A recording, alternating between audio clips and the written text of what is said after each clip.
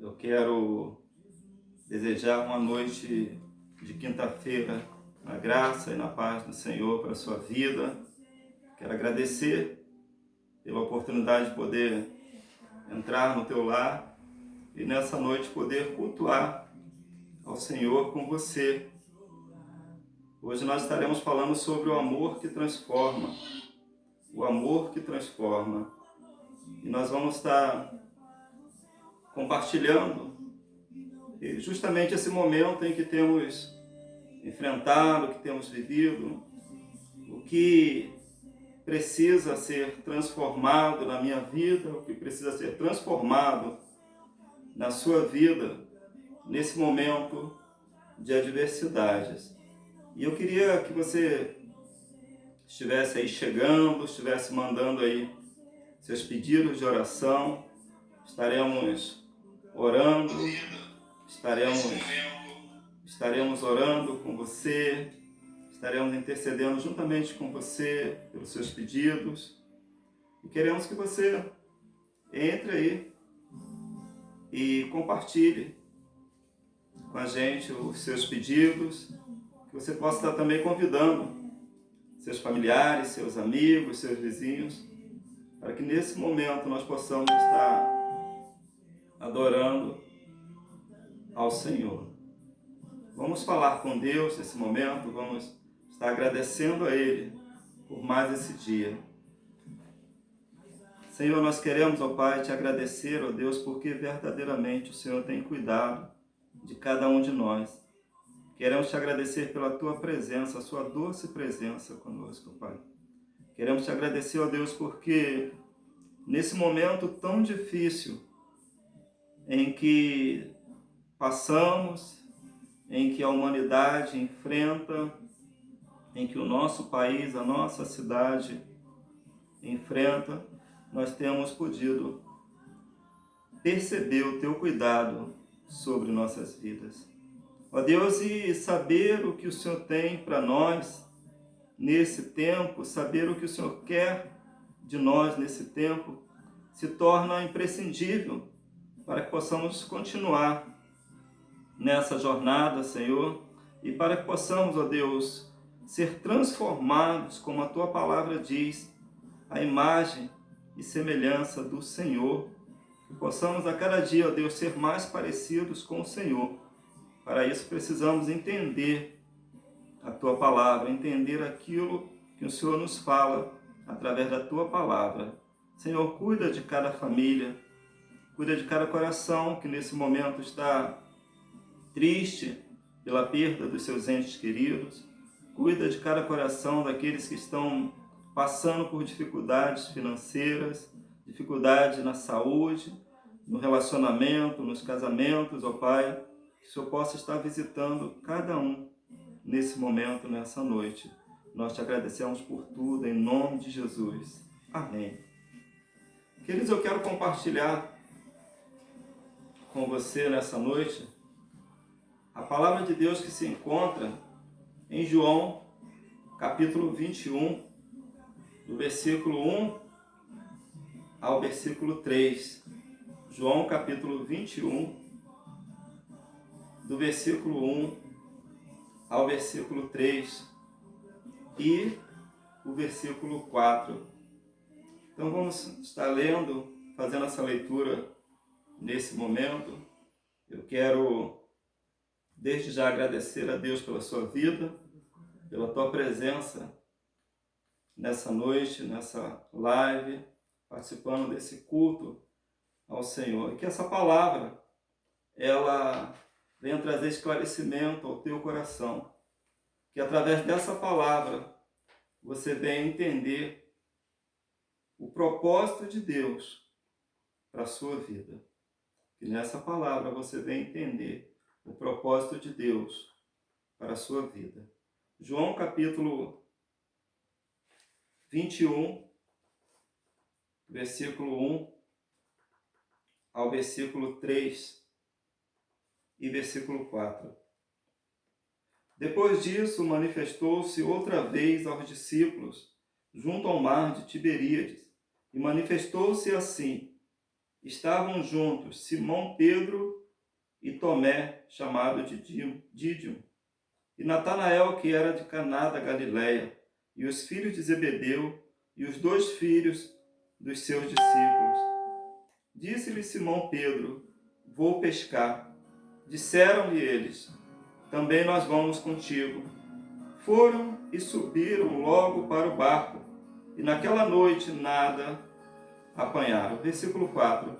E sendo já de manhã, Jesus se apresentou na praia, mas os discípulos não conheceram que era Jesus. Mas os discípulos não conheceram que era Jesus. Queridos, o amor que transforma, esse amor que transforma, querido, esse amor que quer mudar destinos, que quer mudar o destino do mundo, o destino dessa nossa nação, o destino da nossa vida, da nossa localidade. Esse amor chama-se Jesus. 1 João capítulo 4 vai dizer que Deus é amor, Jesus é amor. E queridos, quando Jesus ele quer transformar alguém, geralmente esse alguém ou esta nação, eles passam por um processo muitas das vezes complicado. Quando nós vimos em Jeremias capítulo 18, quando o povo está vivendo numa devastação, num afastamento de Deus, vivendo um dos piores momentos de suas vidas, uma calamidade espiritual tremenda, Jeremias tem dificuldade de entender. E essa dificuldade lhe traz uma tristeza tão grande que ele chega a ficar numa depressão. Mas o capítulo 15, versículo 16, a palavra de Deus nos diz que, achadas as tuas palavras, logo as comi. Ela trouxe gozo e alegria ao meu coração, ela trouxe ânimo. E quando Jeremias ele volta-se para a palavra de Deus, ele vai começar a compreender algumas coisas. E no capítulo 18, Deus chama Jeremias para a casa do oleiro, leva Jeremias à casa do oleiro. E queridos, quando aquele oleiro estava fazendo ali a sua obra, o seu vaso feito de barro, poderia ter dado tudo certo, mas Deus usa um momento terrível na vida daquele oleiro. A sua obra que ele estava fazendo com tanto carinho, aquela obra se quebra. E é justamente isso que Deus está querendo mostrar para Jeremias. O oleiro pega aquela obra quebrada e ele não remenda, ele transforma, ele faz de novo. Ele transforma em algo muito melhor. Ele transforma em algo novo, em uma nova obra. E Jeremias começa a entender algumas coisas. Na nossa vida é assim. A palavra de Deus vai dizer que aquele que está em Cristo, nova criatura é. E para que sejamos transformados à imagem de Cristo, muitas vezes nós precisamos passar por dificuldades como ele passou. Para ele realizar a sua obra, a palavra de Deus diz em Filipenses que ele esvaziou de si mesmo. Ele se sacrificou, ele se humilhou, ele permitiu que Deus fizesse dele aquilo que Deus queria que ele fosse. Ele permitiu que Deus usasse ele para o propósito que Deus tinha para ele, que era salvar a mim e a você. E nesse capítulo, nós vemos Jesus o tempo todo querendo mudar a história de Pedro e dos outros discípulos. Jesus está o tempo todo com eles, Jesus está falando do que iria acontecer, está falando que eles não iriam entender no primeiro momento, só iriam entender depois. E vê se não é isso que tem acontecido conosco.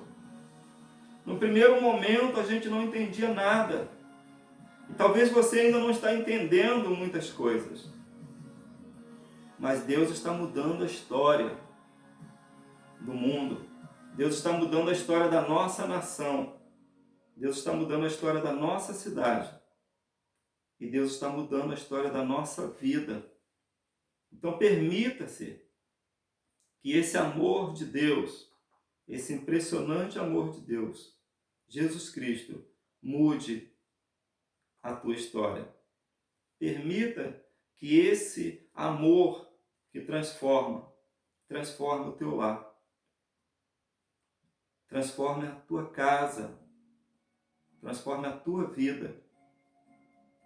Pedro, enquanto estava com Jesus, ele não tinha necessidade de nada. Mas a ausência de Jesus trouxe uma necessidade na vida de Pedro e dos discípulos. Queridos, quem segue Jesus por necessidade, nunca seguiu Jesus por amor. Quem segue Jesus por necessidade, nunca seguiu Jesus por amor. Quem aceitou Jesus, aceitou seguir Jesus, porque Jesus era um caminho seguro, era uma pessoa que trazia segurança e o impedia de ir para o inferno,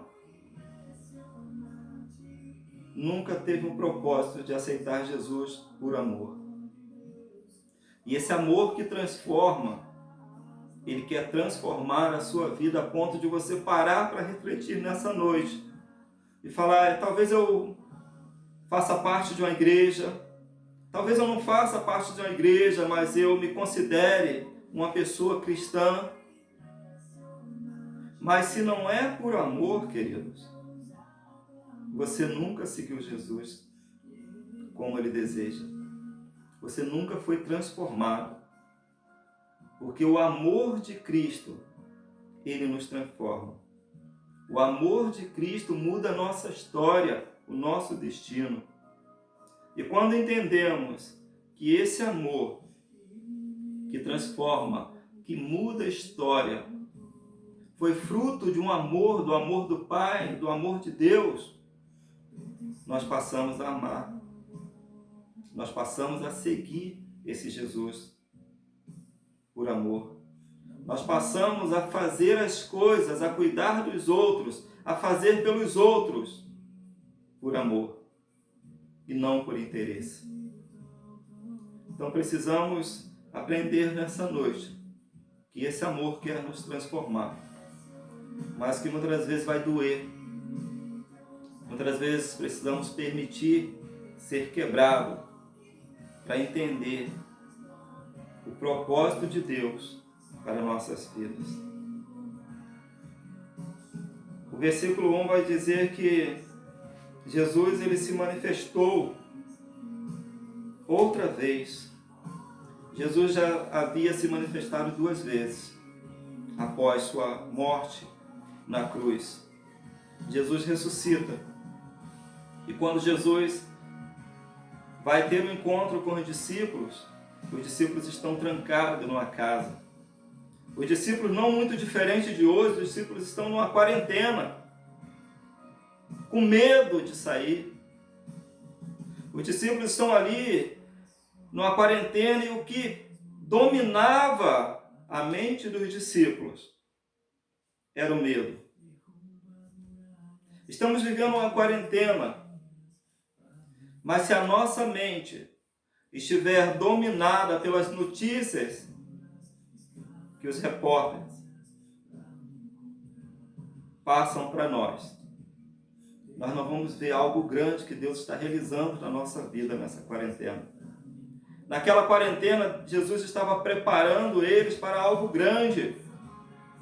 Aquele era um momento deles se unirem em oração, na palavra, dobrarem seus joelhos e pedir a Deus que os revestisse de autoridade e de poder. Jesus havia prometido, e é isso que Jesus vai fazer no final desse capítulo. Porque Jesus tinha um propósito para ele, nós estávamos querendo trabalhar na vida dele naquele momento de dificuldade. Naquela quarentena, ali naquela casa, naquela reunião, eles perderam a oportunidade de se voltar para Deus. Perderam a oportunidade de clamar pelo poder que vem do alto, pela solução que vem do alto. Mas eles olhavam para as circunstâncias e ficaram atemorizados de tal maneira que eles não conheceram Jesus. Nós vemos aqui que Jesus se manifesta pela terceira vez e eles não conhecem Jesus. Quando Jesus se manifesta pela segunda vez, Tomé sente a necessidade de tocar em Jesus, porque ele não acreditava. Queridos, na quarentena, nas dificuldades, a gente não tem que ficar procurando tocar nada. A gente precisa tocar o coração de Deus com o nosso amor. E permitir que esse amor nos transforme a cada dia em pessoas mais equilibradas, em pessoas com a fé mais firmada no Senhor, em pessoas com coragem para transformar o mundo, em pessoas com coragem para ser moldada por esse amor. E, queridos, eu costumo falar uma frase, e essa frase é muito própria para esse momento. As coisas mudam quando eu mudo. Eu quero dizer para você hoje que você tem uma boa notícia. O amor de Cristo, ele pode mudar a sua vida. E ele pode te levar a uma mudança, porque ele tem um propósito para a sua vida. Então viva pelo propósito que Deus tem para a sua vida. E aí é interessante que o versículo 2, Pedro ali reunido com o povo, com todos os discípulos, e o versículo 3 vai dizer assim: disse-lhe Pedro, vou pescar. Na quarentena de nossas vidas, nas nossas dificuldades, como aconteceu com Pedro, a primeira coisa que a gente pensa é em desistir. Na quarentena da dificuldade do nosso casamento, dos nossos relacionamentos, de um emprego, de uma nova oportunidade, de um curso que precisamos fazer para crescer, na mínima dificuldade, não precisa ser uma quarentena como essa. Nós pensamos em desistir. Vê se não é verdade, vê se não é isso que tem acontecido com você. Quantas vezes você pensou em desistir? Pedro está falando aqui, eu vou pescar, eu vou voltar para o lugar onde Jesus me tirou. Jesus tirou Pedro do mar. Jesus tirou ele daquela profissão de viver na dependência dos peixes e o chamou para algo grande, para ser pescador de alma. Naquela quarentena, lá na casa, era para que eles estivessem se preparando para serem pescadores de almas. Jesus já não estaria mais presente fisicamente. E Jesus está preparando eles para serem pescadores de almas naquela quarentena. Mas aí Pedro fala assim, eu vou pescar. Isso significa que Pedro estava dizendo o seguinte, eu vou desistir. Eu vou desistir desse projeto. Eu vou desistir desse negócio. Isso não é para mim. Eu vou desistir. Eu vou pescar. E é interessante que quando ele disse eu vou pescar, os discípulos disseram, nós também vamos. Nós também vamos. Os discípulos estavam dizendo o seguinte, Pedro, se você desistir, nós vamos desistir também. Queridos, e aí eu aprendo algo aqui, eu quero compartilhar com você. Eu quero dizer que, para você, em primeiro lugar, para você não voltar para o lugar onde Jesus o tirou. Permaneça. Está doendo? Esse casamento está doendo? Esse filho está se envolvendo com coisas que desagradam o coração de Deus e o teu coração? Permaneça. Não desista. Não se entregue tão fácil assim. Na quarentena da vida, nós precisamos entender que há um Deus Todo-Poderoso, que tem um amor tão grande, um amor incondicional, e que tem todo o poder para transformar situações, para transformar destinos, para transformar o meu casamento, para transformar o meu filho, a minha filha, para transformar a situação em que eu me encontro. Não se entregue, queridos. Não se entregue, não desista.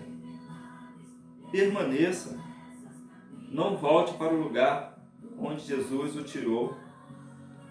João capítulo 15, versículo 9 vai dizer: como o Pai me amou, eu também amo vocês. Permaneça no meu amor. Jesus te chamou para viver no amor dele.